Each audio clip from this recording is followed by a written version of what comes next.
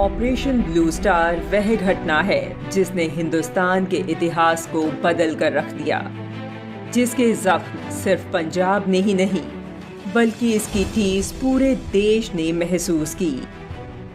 एक समय पंजाब देश का सबसे अमीर और विकसित राज्य था, लेकिन फिर एक समय ऐसा भी आया जब पंजाब के नौजवानों ने हथियार उठाए। क्यों पंजाब में हिंदुस्तान से अलग देश खालिस्तान की आवाज उठी? क्यों आतंकवाद से हजारों लोगों की मौत हुई? बड़ा और अहम सवाल ये उठता है कि क्या आतंकवाद को सरकार और राजनीति ने खुद न्योता दिया था? ये वो सवाल है जिसका जवाब हर कोई जानना चाहता है। पंजाब के सबसे बुरे दौर की शुरुआत होती है इंदिरा गांधी की हार से। वर्ष 1977 के पंजाब विधानसभा के चुनाव में इंदिरा गांधी की कांग्रेस पार्टी को जबरदस्त हार मिली। पंजाब में प्रकाश सिंह बादल के नेतृत्व में अकाली दल की सरकार बनी और तभी कांग्रेस पार्टी ने एक ऐसे शख्स का सहारा लिया जिसने 7 साल के भीतर पंजाब में उथल पुथल मचा दी।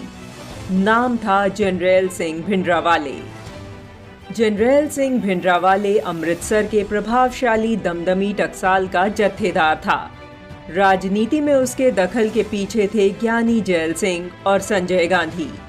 जैल सिंह उस दौर में पंजाब के बड़े नेता हुआ करते थे। इंदिरा गांधी, संजय गांधी और जैल सिंह ने पंजाब में अकाली दल को पछाड़ने की योजना से भिंडरावाले को मोहरा बनाया।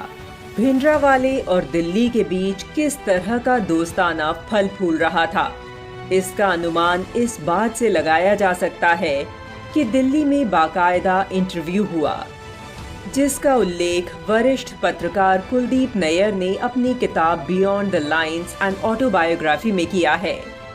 कांग्रेस कार्यकारिणी समिति के सदस्य जैल सिंह और दरबार सिंह, जो बाद में मुख्यमंत्री भी बने, उन्होंने मिलकर 2 सम्मानित व्यक्तियों का चुनाव किया और उन्हें संजय गांधी से मिलवाया। पहला व्यक्ति संजय गांधी को कुछ खास नहीं जचा, लेकिन भिंडरावाले का अक्खड़पन और तीखे तेवर उन्हें बहुत पसंद आए। संजय को लगा कि अकाली दल को टक्कर देने के लिए वो एकदम सही व्यक्ति है।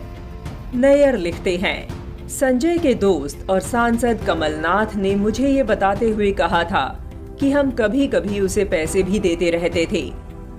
दूसरी तरफ 13 अप्रैल 1978 को निरंकारी और अमृतधारी सिखों के बीच हुई खूनी मुठभेड़ के बाद से ही भिंडरावाले चर्चा में आने लगा था। इस दिन 13 अमृतधारी सिख मारे गए थे। बैसाखी के दिन हुई खूनी झड़प के बाद 24 अप्रैल 1980 को निरंकारी गुरु बाबा गुरबचन सिंह की हत्या कर दी गई, जिसमें भिंडरावाले का नाम आया। घटना के बाद भिंडरावाले की मुलाकात पत्रकार कुलदीप नैयर के साथ हुई। भिंडरावाले ने ठेठ पंजाबी में कहा कि कोई मुझसे टक्कर लेके तो देखे, पता चल जाएगा कि सरकार किसकी है। ये बात चल रही थी कि कांग्रेस के वरिष्ठ नेता और देश के रक्षा मंत्री स्वर्ण सिंह कमरे में आए। वो आकर जमीन पर बैठ गए। कहते हैं, संतों की उपस्थिति में फर्श ही सही है। स्वर्ण सिंह की गिनती तब देश के बड़े नेताओं में होती थी और उन्होंने भी भिंडरावाले के सामने फर्श पर बैठना ही मुनासिब समझा। यह सरकार में भिंडरावाले की हैसियत को दर्शाने के लिए काफी था। लोकसभा चुनाव से पहले संजय गांधी और ज्ञानी जैल सिंह ने भिंडरावाले के प्रचार प्रसार के लिए नई पार्टी बनवा दी। 1989 के चुनाव में भिंडरावाले ने कांग्रेस के समर्थन में चुनाव प्रचार भी किया। इंदिरा गांधी ने बीबीसी के कार्यक्रम में कहा था कि मैं किसी भिंडरावाले को नहीं जानती। हाँ, शायद वो चुनाव के दौरान हमारे किसी उम्मीदवार से मिलने आए थे, लेकिन मुझे उस उम्मीदवार का नाम याद नहीं है। इंदिरा गांधी बीबीसी के कार्यक्रम में जिस चुनाव का जिक्र कर रही थी, उसमें इंदिरा गांधी के दल की सरकार की जबरदस्त वापसी हुई थी।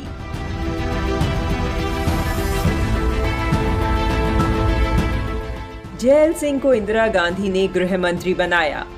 दरबार सिंह को पंजाब का मुख्यमंत्री बनाया गया।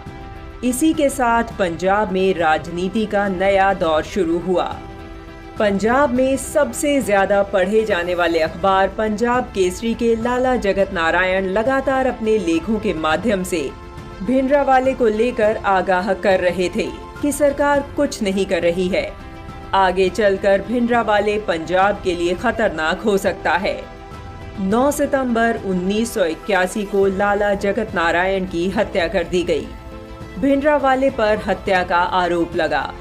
हत्या के 4 दिन बाद पंजाब सरकार ने भिंडरावाले के खिलाफ गिरफ्तारी वारंट जारी किया। तमाम उठापटक के बीच लाला जगत नारायण की हत्या के 6 दिन बाद 15 सितंबर 1981 को भिंडरावाले को अमृतसर के गुरुद्वारा दर्शन प्रकाश से गिरफ्तार किया गया। उस समय के गृह मंत्री ज्ञानी जैल सिंह ने भिंडरावाले की रिहाई की घोषणा करते हुए कहा कि भिंडरावाले के खिलाफ कोई सबूत ही नहीं है। इस तरफ भिंडरावाले को लेकर राजनीति चल रही थी, तो दूसरी तरफ पंजाब को अलग कर अलग देश बनाने की मांग भी होने लगी। पंजाब में खून खराबा बढ़ता जा रहा था। अपनी स्वार्थपूर्ण राजनीतिक महत्वाकांक्षाओं को पूरा करने के लिए जिस भिंडरावाले को राजीव गांधी और इंदिरा गांधी ने दूध पिलाकर बड़ा किया था, आज वह देश के लिए घातक हो गया था। 5 अक्टूबर 1983 को आतंकवादियों ने पंजाब से कपूरथला जा रही बस को देर रात रोका और 6 लोगों को मौत के घाट उतार दिया। हालात बिगड़ते देख अगले ही दिन इंदिरा गांधी ने पंजाब में राष्ट्रपति शासन लगा दिया। 15 दिसंबर 1983 को भिंडरावाले के नेतृत्व में उग्रवादियों ने स्वर्ण मंदिर के पवित्र अकाल तख्त पर भारी असला बारूद के साथ कब्जा कर लिया। भिंडरावाले इंदिरा गांधी के नियंत्रण से बाहर हो चुका था। थक हार कर इंदिरा गांधी ने स्वर्ण मंदिर में सेना भेजने का फैसला किया। कोड वर्ड रखा गया ऑपरेशन ब्लू स्टार। सेना की कार्यवाही शुरू हुई। स्थिति इतनी बिगड़ चुकी थी कि आतंकियों को निकालने के लिए पवित्र स्वर्ण मंदिर में टैंक उतारने पड़े। सेना के विजेता टैंकों ने मंदिर की बाहरी दीवार तोड़कर देश विरोधी तत्वों से श्री अकाल तख्त को मुक्त कराया। 6 जून की देर रात भिंडरावाले की लाश सेना को मिली और 7 जून को ऑपरेशन ब्लू स्टार खत्म हो गया। इस दुर्भाग्यपूर्ण घटना से सिख समुदाय को उबरने में वर्षों लग गए।